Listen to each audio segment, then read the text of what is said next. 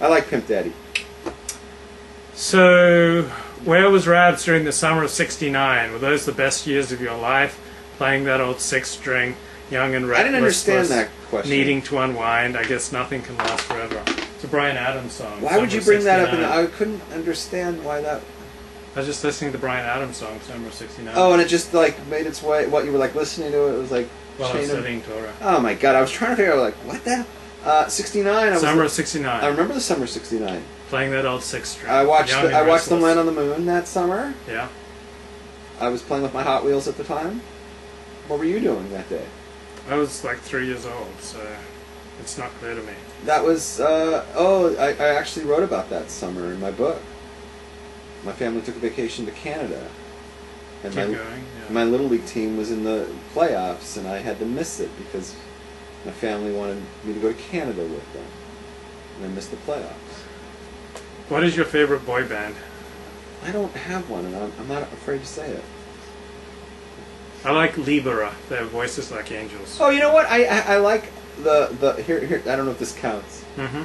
I like the Miami Yeshiva Boys Choir. Miami Boys Choir. Yeah, they're pretty good. I also like the Toronto Boys Choir, whatever the hell they call them. I enjoy listening to Christian hymns. Is that a sin? I don't think so. Oh, we didn't do our song. Ready? It's the most wonderful time of the year. I don't think it's a problem so much unless you like do like the really religious stuff, like talks about the nativity thing, like, you know, all going down to see the Lord Jesus, something like that. You know, that would be weird. Okay, but like, you know, just like sing jingle bells, something like that. I don't. You know what? Most of these things that you hear on TV or when you go, you know, to the store and you hear it. Mm-hmm. They've got nothing to do with Christianity. These stupid songs have to do with like winter, you know? You know, snowman, you know, and frosty. This. What does it have to do with Christianity? Nothing. So I don't see a problem with it. You can sing them. How do you feel about trading land for peace in Israel? I think it's been proven that that's a lose-lose. I mean, like, why would anybody still want to think? Why would anybody think that there could be possibly any good that can come at this point from Land for Peace? They've traded away so much land. Do they have peace after any of that? No.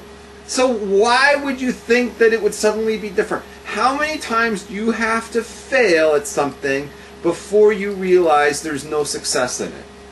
How many times do you have to strike out before you realize you suck?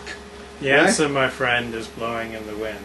The answer is blowing in the wind. Why, would you trade land for peace? I don't have a strong feeling about it. I thought it was a bad idea in 1977. Yeah. You know, with Jimmy Carter and the three Boeing, whatever. Yeah. I thought that was a bad idea, and I was right. I don't think that any good has come from any of these peace talks. I would like to have erased all of them. No good came from any peace talks, period. If I were in charge and I could roll back the clock, mm-hmm. I would say to Golda Meir, don't cave in to Richard Nixon. Do not give back the Suez Canal. And that's it. And Israel should extend, the state of Israel should extend past the Suez Canal. Israel would be a huge power on the world today, because if you want to get through the Suez Canal, you got to play our game. And suddenly, you know, and you're sending that shipment to a country that's boycotting Israel. We're not going to let the ship through. You know, American government wants to put their ships through. That's nice. For every ship that you come through, you owe us a ship. Build up our navy. You know, and let Israel start dictating to the world. That's what they should have done. Negotiating is never a good idea. You don't negotiate with people. Will 2011 be the year that Jennifer Aniston finally finds lasting love? I don't care. Why can't one of us excel in commerce? Why do both of us have to be Torah scholars? Why can't we be like Issachar, who excelled in Torah learning, and Zebulun, who excelled in commerce? Well, maybe you're a Torah scholar, but I don't know if you would call myself one. I actually had a little bit of that arrangement going with somebody for a while. That they were doing all the work, and they were sending all their Meister money to me. Nice. Yeah. How do you like that? How sweet is that? Yeah. Wow, what did you have to do for him or her? I was just had to sit there and learn. How much value do you put on yichus, ancestry? How much value do I put on it? Yeah. You asked me this before, months ago, and I told you that I had Rosh Yeshiva who said a very interesting thing. He said he knows a lot of people with great yichus who have done nothing. He knows a lot of people that do a lot of great things who have very little yichus. So the story is, make your own yichus, right? Your parents are not even Jews, right? Right. But the yichus starts with you. You should do great things so that your kinderlach can have great yichus because they came from you. Start it in this generation. America is a country of immigrants, and Americans seem to care less about yichus, ancestry, than any other people aside from Jews. Jews and Americans are the two peoples, the two nations that are based on ideas. So Japan and Germany I disagree. had won World War II. I disagree. The two most powerful countries on earth would have been obsessed with blood and ancestry. Why do you disagree? What do you disagree with? I don't agree with that at all. America loves yichus. Look at our presidencies. We've only had 45 presidents? Yet look how many of them are related to each other. They vote for a guy simply because he's got great family at yichus. You know, look at the Clintons. People are thinking she's going to run because because she was with Bill.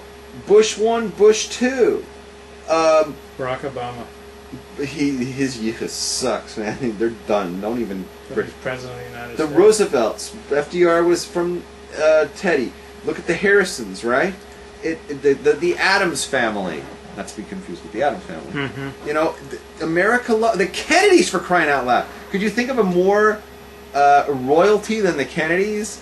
It's part of America thing. You can get jobs based on nepotism.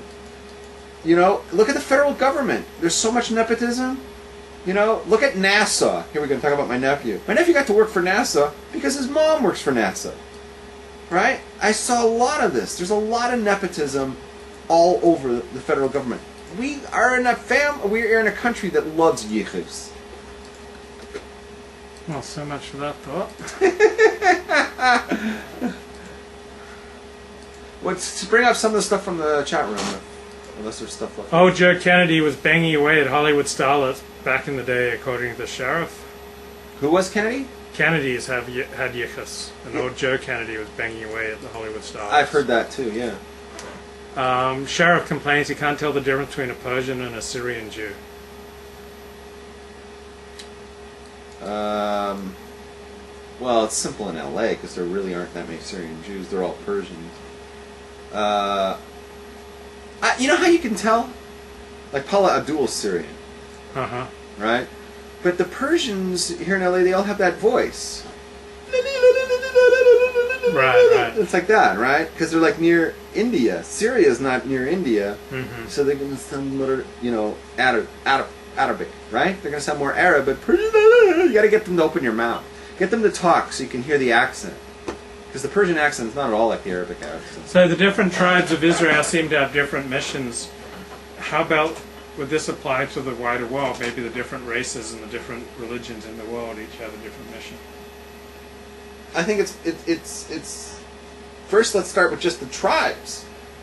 Yes, each tribe does have its own mission. Each Jew has its own mission, right? We talked about like some are the workers, like Zvulun and Issachar, they have an arrangement. And some are the learners, right? And some of the guys are going to do this stuff in the base of Migdash, right? That's the Levium and the Kohanim, right? Everybody's got like their own function, if you will, right? There's some Jews that are good at learning, and there's some that are good at writing, and every Jew has a purpose, but there's many different functions that each of us have. We have the gift of gab, so we have to get online and then talk to people through the camera. That's our function. Now, you're asking, do Goyim have a similar thing? Oh, I would say, why not? You know, each nation that the Goyim have, each one has like their own role in things. You know what I'm saying? Makes sense. It's 4th and 2 for the Texans. Is this it? They are down by 15 points. There are 7 minutes 48 seconds.